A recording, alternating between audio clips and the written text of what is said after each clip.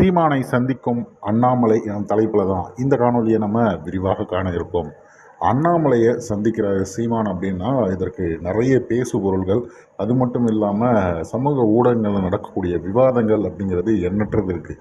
ஆனால் இந்த முறை மிகவும் தெளிவாக நாம் தமிழர் கட்சியை காய் நகர்த்தியிருக்காங்க. அந்த விஷயம் பாராட்டிற்குரியது. அது என்ன அப்படிங்கிறது எல்லாத்தையும் நம்ம தெளிவாக பார்க்கலாம்.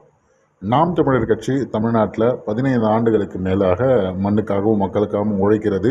அதற்கான அங்கீகாரம் அவர்களுக்கு கிடைக்கல அப்படின்னு தான் சொல்லணும். ஒரு வெற்றியை கூட சுவைக்காத இந்த கட்சி மக்களுக்காக ஓயாமல் உழைத்து கொண்டிருக்கிறது அப்படிங்கிறது வரலாற்று கொடும் துயரமாகத்தான் இதுவரை இருக்கிறது. அதற்கு மாற்றாக அண்ணன் சீமான் அவர்கள் பல விஷயங்களை முன்னெடுக்கலாம்னு சொல்லிட்டு இந்த தேர்தலின் தோல்வி மூலம் பாடம் கண்டிருக்காரு. அதற்கான பல வேலைகளை அவர் பார்த்துட்ருக்காரு.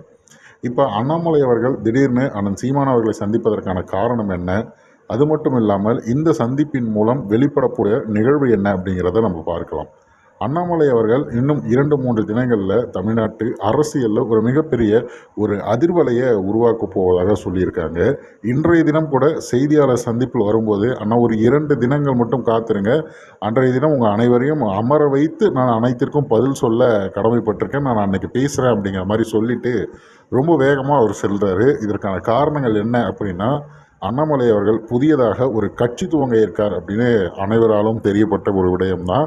விரைவில் அவர் அந்த கட்சியை எப்படி நடத்தலாம் அப்படிங்கிற எல்லா விஷயமும், அது மட்டும் இல்லாமல் அண்ணனுடைய ஒத்துழைப்பும் அண்ணனுடைய அறிவுரைகளும் தேவைன்னு சொல்லிட்டு சீமான் அவர்களை சந்திக்கிறாரு. ஆனால் இந்த முறை நாம் தமிழர் கட்சி உறவுகள் இவரை வசைவு பாடுவது அப்படிங்கிற விஷயத்தை தவிர்க்க ஆரம்பிக்கிறாங்க.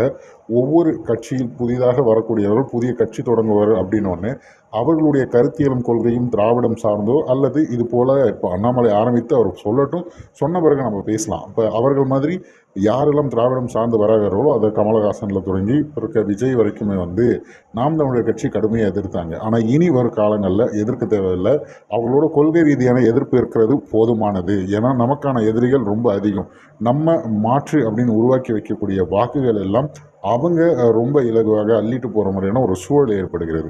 அதற்காக நம்ம விமர்சிப்பதை தவிர்ப்பது நல்லது அப்படிங்கிற ஒரு நல்ல முடிவு எடுத்திருப்பதாக சமூக ஊடகங்களில் பல பேரும் பதிவிடுறதை நம்மால் பார்க்க முடிகிறது. ஒரு நல்ல முன்னேற்றமாகத்தான் காணப்படுகிறது.